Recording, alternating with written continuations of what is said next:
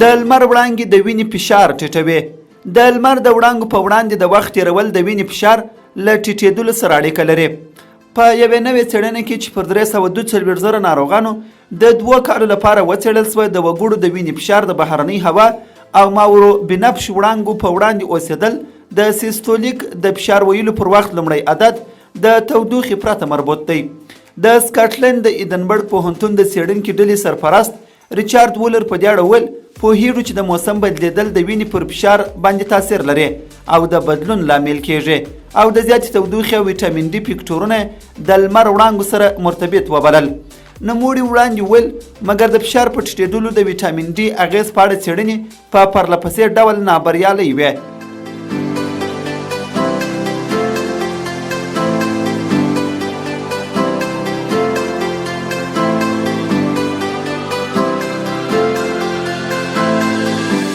د څېړونکو په باور د لمر وړانګو تاثیر په تور پوست کې د سپین پوستو په پرتله ډېر زیات دی، خو څېړونکي تاکید کوي د لمر وړانګو سره تر مخامخ کېدو وړاندې د لمر ضد کریم وکاروئ، ځکه د ماور بنفش وړانګې د پوستکي سرطان په ناروغۍ کې ونډه لري.